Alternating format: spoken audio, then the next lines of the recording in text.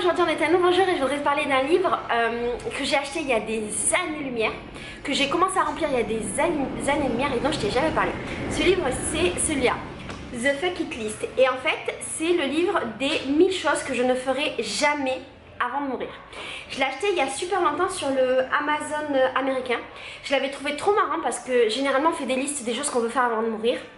Comment ça s'appelle déjà ça? Les bucket list je crois. Et là c'est la bucket list de tout ce qu'on veut pas faire.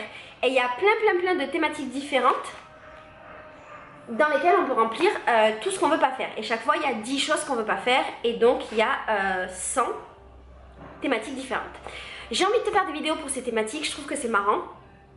Et ça permettra plutôt que de parler des choses que j'aime, peut-être de te parler des choses que j'aime pas. J'aime pas trop te parler des trucs que j'aime pas, mais je pense que c'est une bonne occasion et que c'est marrant. Alors, c'est marrant parce que j'ai rempli ça, j'ai dit plusieurs fois c'est marrant dans la même phrase. Quand j'ai commencé à le remplir, c'était il y a 1000 ans. En fait, c'était quand je l'ai acheté, quand je vivais encore à Istres. Et du coup, j'ai retrouvé des réponses du temps d'avant. Et on va les partager ensemble, ok? Donc la vidéo d'aujourd'hui, ça va être les 10 voyages, en vérité 12, les 10 voyages que je ne voudrais jamais faire. Le premier, j'ai marqué la forêt amazonienne, une fois pas deux. J'ai déjà fait la forêt amazonienne, c'était avec Farid. Il n'y a pas encore les vidéos en ligne, mais elles arrivent bientôt. Je sais, ça remonte à genre 8 ans en arrière. J'ai commencé à faire une série de vidéos sur ce voyage-là que j'ai fait au Pérou et en Bolivie, qui se termine par la forêt amazonienne. On devait partir une semaine et on avait loué un bateau privé. On était ma meilleure amie, son amie, Farid et moi, on voyageait tous les quatre. Et en fait, le voyage était trop cool parce qu'on était sur notre bateau, on descendait le fleuve et en fait, on s'arrêtait dans des petits villages dans la forêt amazonienne. On campait là-bas et la journée, on visitait aussi, on se baignait, machin, c'était trop chouette. J'ai trouvé que une visite de la forêt amazonienne, c'était un enfer sur Terre. Je ne regrette pas du tout de l'avoir fait. À refaire, je le referai jamais, c'est pour ça que c'est dans ma liste. Je regrette pas de l'avoir fait parce que c'était une belle expérience, mais il faut savoir qu'au bout de 3 jours, ça nous a cassé les bonbons et on s'est barré, on a demandé, on avait payé je crois pour une semaine, on a dit c'est bon, on s'en fout. Je crois au bout de 3 ou 4 jours, on a dit c'est bon, on fait marche arrière, on n'a plus envie de visiter la forêt amazonienne. Et il faisait super chaud. Moi j'étais couverte de la tête aux pieds jusque là, le visage, on voyait que mes yeux, il y avait des milliers de moustiques. C'était marrant parce que les gens qui vivaient dans la forêt amazonienne, eux, ils en avaient rien à faire des moustiques, ils vivaient très bien. Moi, je me faisais défoncer et quand j'allais faire pipi au caca, c'était le seul moment où je devais enlever mes vêtements, mis à part quand je me baignais. Et je me faisais défoncer par les moustiques et mes fesses étaient remplies de boutons. J'ai des photos que je te montrerai pas, mais j'ai des photos avec mes fesses remplies de centaines de boutons. C'était horrible, on vivait la nuit, tout était super humide, la journée faisait très chaud, le soir c'était humide, nos vêtements séchaient pas, donc la sensation de remettre un pantalon, genre un jean super épais mouillé, c'était dégueulasse. La nuit avant de dormir, on tuait toutes les bêtes dans notre tente. Et le matin quand on se réveillait, on trouvait des araignées, des tonnes de moustiques, on s'était fait défoncer, on trouvait des lézards, on trouvait, je crois une fois j'avais eu une grenouille, oh c'était horrible, c'était un enfer sur Terre. Donc forêt amazonienne, une fois pas deux. Deuxième, j'ai mis seule dans le désert. Ouais, j'avoue, j'aimerais pas me retrouver seule dans le désert, genre me perdre, un truc comme ça. Je pense que ça doit être vraiment le voyage le plus horrible de toute la Terre. 3, j'ai mis Disneyland aux USA, faut pas déconner. Ouais, alors j'ai fait Disneyland en France. Est-ce que j'ai aimé? J'ai trouvé ça marrant parce que j'ai fait des activités avec mes amis, machin, c'était drôle. Mais pour autant, Disneyland aux USA, ça me tente pas du tout. Voilà, c'est un truc... pour moi, c'est le genre le paradis de la consommation. Je l'avais déjà ressenti quand j'étais à Disneyland en France. Est-ce que j'ai fait des vidéos à cette époque? Non, je sais pas, youtubeuse, je crois. Je crois que j'étais pas youtubeuse à cette époque. J'avais été avec mes 3 frères et en fait Farid et moi on leur avait offert le voyage. Donc on avait payé les billets d'avion, c'était des ados et enfants. Billets de train, on avait dormi dans le parc, ça avait coûté super cher. Et tout était tellement cher que mes frères et moi on n'avait pas mangé pendant genre une des nuits. On avait fait ramadan surprise parce qu'en fait on croyait que le repas du soir il était compris dans notre location. Pas du tout, on avait que le petit déj. Quand on est allé pour manger, on a vu à quel point c'était tellement cher par personne. Moi je pouvais pas me payer, ça nous revenait au moins 100 € pour manger, c'était impossible. Donc on n'a pas mangé, on a mouru de faim pendant toute la nuit. Le lendemain matin, quand on est arrivé au petit-déj, on a défoncé le petit-déj et on avait des réserves. On a pris un sac, on a fait des tonnes de sandwichs. On a pris du Nutella, du pain, et on avait des sandwichs parce que dans le parc, on savait que ça coûtait extrêmement cher de manger, ce qui est vrai. Et en fait, au final, là-bas, On a mangé pendant les 2 jours les petits déj. Il y a eu un jour où on s'est permis de manger à l'intérieur du parc. Et en gros on a pris genre 2 menus pour 4, 2 menus dans un truc de hamburger pour 4. On a divisé parce que c'était vraiment trop cher. Et par contre j'avais acheté des trucs pour mon petit frère Marwan qui était petit à l'époque. J'avais offert une grosse peluche, j'avais fait un petit peu des cadeaux à mes frères, ça m'avait ruiné. Et je m'étais dit mais plus jamais je vais dans ce parc, c'est une grosse arnaque. 3, 4, des super vacances au Mali avec Boko Haram. Ah oui, parce que je pense que quand j'ai rempli ça, c'était le moment où Boko Haram il avait enlevé des meufs. Et donc j'avais mis ça, que c'était vraiment l'endroit où j'avais pas envie d'aller, le Mali. En fait, je rêve d'aller en Afrique. Je pense que si je vivais pas au Brésil, je vivrais en Afrique, j'en suis sûre et certaine, parce que c'est la culture qui m'attire le plus. Et je pense que je suis tombée amoureuse du Brésil par rapport à l'influence africaine qu'il y a dans ce pays. Il faut savoir que le Brésil et notamment Rio, Rio est la ville qui a accueilli le plus d'esclaves. Qui a accueilli, c'est pas le bon mot, hein, mais qui a ramené le plus d'esclaves. Et donc il y a une influence africaine qui est très très forte dans ce pays. Et c'est pour ça que je m'y sens bien. Donc clairement, j'aurais voulu vivre en Afrique et je vis mon rêve africain un petit peu ici au Brésil. Mais il y a des pays d'Afrique qui craignent et dans lesquels j'aurais pas voulu vivre parce qu'ils sont trop dangereux et qui me font peur, dont le Mali. Peut-être que c'est une fausse peur, j'ai pas l'impression. Je pense qu'on a plein de fausses idées aussi sur l'Afrique parce qu'on globalise un continent qui est immensissime par rapport à des faits indépendants qu'on entend sur certains pays. Donc très certainement qu'il y a plein de peurs que j'ai qui sont injustifiées et que si j'avais visité l'Afrique plus que ce que je ne l'ai déjà fait, j'ai fait que le Maroc, le Sénégal et Madagascar. Peut-être que si j'avais visité l'Afrique, bah, je te ferais plein de vidéos pour te dire que tout ce qu'on croit sur l'Afrique c'est n'importe quoi. Tout comme maintenant je te fais des vidéos pour te dire que tout ce qu'on croit sur le Brésil c'est n'importe quoi, autant dans le bon que dans le mauvais. Bref, Mali, j'aurais pas voulu y aller. Là où j'aurais pas voulu aller aussi, c'est le Sierra Leone, toujours pour ces questions-là de guerre, d'insécurité et compagnie. J'aimerais pas aller en Corée du Nord, bien évidemment. Corée du Nord qui est une grande dictature qui ne se visite pas ou sous haute surveillance. Donc voilà, j'aurais jamais voulu donner de l'argent à ce pays. J'ai marqué que j'aurais pas voulu aller en Afghanistan, en Irak et en Syrie. Je pense que quand j'ai rempli ça, c'est parce qu'il y avait toutes les guerres et tout le bordel là-bas. Je pense que c'est encore le cas. Donc c'est des pays que j'aimerais pas visiter parce que j'aurais peur de mourir. J'aimerais pas aller en Sibérie, j'ai mis quoique, j'aimerais pas aller en Sibérie parce que parce qu'il fait froid. Voilà, j'habite dans un pays chaud, je pourrais pas visiter un pays froid, c'est pas possible, je mourrais de froid. Le 10e pays, j'aimerais pas aller en Israël, c'est un pays que je voudrais jamais visiter. Alors j'ai eu la curiosité.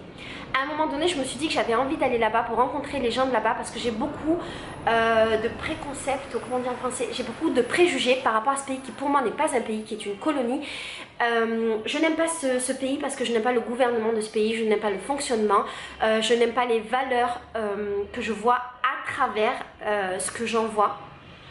J'ai rencontré beaucoup d'Israéliens qui ne m'ont pas donné envie d'aller dans ce pays parce que c'était des personnes qui étaient très racistes, qui étaient très fermées, qui n'acceptaient pas le fait que leur pays soit un pays qui a colonisé un autre pays et qui me disaient, qui tenaient des discours très racistes et très fermés du style que l'Israël était un pays, que la Palestine n'existait pas et qu'ils étaient en droit d'occuper ce pays-là. Donc ces gens ne m'ont pas donné envie de visiter ce pays.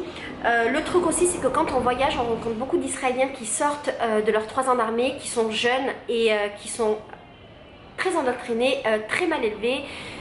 Et généralement en Amérique du Nord, latine, les Israéliens qui sortent de l'armée sont pas vraiment aimés, dans les auberges de jeunesse ne sont pas aimés non plus, dans les trucs de tourisme ne sont pas aimés parce qu'ils sont très impolis et très arrogants. Et donc tous les gens que j'ai rencontrés ne m'ont pas donné envie d'aller dans ce pays et je ne voudrais jamais donner de l'argent pour ce pays qui l'utilisera très certainement pour continuer à coloniser la Palestine et pour acheter des armes et compagnie. Donc voilà, je n'aime pas ce pays qui pour moi n'est pas un pays. Ceci dit, j'ai rencontré aussi quelques Israéliens qui étaient vachement cool en voyage et qui avaient un discours très différent, qui m'ont donné envie d'y aller pour pouvoir justement comprendre comment ça se passait sur le terrain parce que j'ai conscience du fait que l'image que j'en ai vient des médias et des rencontres que j'en ai faites qui n'étaient pas forcément bonnes. Donc à un moment donné je me suis dit oui, peut-être ça pourrait être bien d'y aller, de parler avec les gens parce que je suis persuadée que la population n'est pas à l'image, ou pas totalement à l'image du gouvernement. Mais au final, pour cette question de mon pouvoir d'achat, de donner de l'argent, je voudrais pas y aller parce que j'aurais l'impression qu'aller en Israël, ce serait reconnaître que c'est un pays, ce qui n'est pas ma conviction, et ce sera encore une fois financer des causes qui ne me tiennent pas à cœur et pour lesquelles je suis contre. Dans le même genre, je voudrais jamais aller au Myanmar qui est la Birmanie parce que en Birmanie il y a actuellement un des plus grands génocides du monde qui a contre les Rohingyas qui sont un peuple musulman. Et en fait quand on va en Birmanie en tant que touriste, on est vachement surveillé, il y a des zones dans lesquelles on ne peut pas aller, on ne peut pas filmer et prendre de photos autant qu'on le voudrait. Ce que je te dis là, c'est ce que m'ont rapporté beaucoup de gens qui ont visité la Birmanie et que j'ai rencontré pendant mes voyages. Et par rapport à cette question du génocide des Rohingyas, je ne voudrais pas visiter ce pays. Je trouverais ça hyper indécent de, en tout cas en tant que youtubeuse, visiter un pays et faire des vidéos en mode youpi yo c'est génial, je suis en Birmanie, c'est trop beau, blablabla, alors qu'il se passe ça. Peut-être que si j'étais pas youtubeuse et que je faisais pas des vidéos, j'aurais un regard différent. Mais par rapport à mes convictions, j'aurais l'impression d'être dans une grande hypocrisie. Ceci dit, je voudrais quand même nuancer. Je vais te parler du dernier pays et après je vais nuancer mes propos. J'aimerais pas aller en Chine également parce que en Chine, il y a deux choses que j'aime pas dans ce pays. Il y a ce nouveau truc là de la Chine qui fait que maintenant tous les gens sont reconnus par reconnaissance faciale, sont notés. Il y a ce contrôle en fait de la population à laquelle j'adhère pas et j'aimerais pas en fait être en Chine et être enregistré et reconnu facialement, ça m'intéresse. J'aime pas en fait cette idée là. Et il y a aussi le fait qu'en Chine il y a un grand génocide en fait. Je crois pas que ce soit un génocide mais il y a une population musulmane qui est parquée, qui est contrôlée, qui est surveillée et pas libre de ses mouvements. Donc j'aimerais pas aller dans un pays dans lequel il se passe ça. Et alors pourquoi je nuancerai mes propos? Je les nuancerai parce que dans beaucoup de pays du monde, il y a des génocides, il y a des massacres, il y a des choses qui sont... il y a des massacres pour des raisons racistes, raciales et compagnie, religieuses. Donc en fait si j'allais jusqu'au bout de mon raisonnement et si j'étais complètement droite en fait avec ce raisonnement là, il y aurait énormément de pays que je visiterais pas et j'habiterais pas au Brésil qui massacrent les populations indigènes, qui sont les populations véritable du Brésil. Le Brésil a été colonisé par les Portugais, mais le Brésil était peuplé par les Indiens et les Portugais ont massacré les Indiens et les Brésiliens continuent de massacrer les Indiens et de les parquer dans des réserves. Donc si j'étais complètement à fond dans cette éthique que j'ai, je ne vivrais pas au Brésil qui est un pays hyper raciste. Je visiterai pas énormément de pays du monde dans lesquels il y a... Ce chien, je suis désolée, il y a toujours ce putain de chien qui aboie dans mes vidéos et qui me gonfle, Ils sont gentils les chiens, mais lui me gonfle parce qu'il aboie tout le temps. Je visiterai pas... Ah! On dirait qu'il aboie dès que je parle. Je visiterai pas énormément de pays du monde. Donc je veux nuancer parce qu'il y a ces pays-là qui me touchent pour plein de raisons. Je pense que ce qui me touche et le point commun entre l'Israël, le Myanmar et la Chine, c'est le fait que les peuples visés ce soient des peuples musulmans. Je suis d'origine algérienne, j'ai une famille musulmane, donc j'imagine que ça me touche plus par rapport à ça. Il y a plein d'autres combats qui pourraient me toucher aussi, peut-être que je ne connais pas. Donc voilà, je veux mesurer mes propos, je veux pas aller dans ces pays-là, j'accepte d'aller dans d'autres. Peut-être que c'est une forme de, comment ça s'appelle? Dissonance cognitive, je crois que ça s'appelle comme ça. J'accepte de ne pas être entièrement cohérent dans mes propos. Et puis aussi, il n'y avait que 10 places et j'ai mis 12 pays. Et peut-être que cette liste évoluera et qu'il y a plein d'autres pays dans lesquels j'aurais pas envie de mettre mon argent parce que l'argent c'est je trouve un positionnement politique.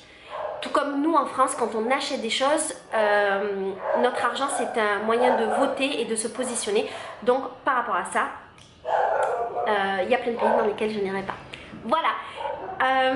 Je sais pas si tu aimes ce type de vidéo parce qu'en fait finalement c'est un petit peu engagé.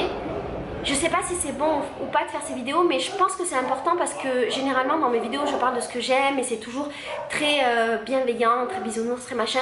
Mais je ne suis pas que ça et il y a plein de choses aussi pour lesquelles je suis contre. Il y a beaucoup de choses que je n'aime pas. Et c'est bien aussi d'en parler, c'est bien d'avoir des convictions et j'ai beaucoup de convictions. J'ai pas l'occasion souvent d'en parler parce que je m'estime pas forcément légitime pour le faire. Mais si ce livre-là me donne de manière légère ou pas légère, des opportunités de parler de mes convictions, c'est plutôt cool. Voilà, je te fais des gros bisous. Dis-moi aussi s'il y a des pays dans lesquels tu n'aimerais pas aller et pourquoi tu n'aimerais pas aller, ça me ferait très plaisir et peut-être ça me ferait découvrir des nouveaux combats et j'allongerai ma liste, ce serait horrible de pays dans lesquels je n'irais pas. Voilà, je te fais des gros bisous. Si jamais tu veux acheter ce livre, sache que je t'ai mis le lien dans la barre d'infos. D'accord? Gros bisous, ciao.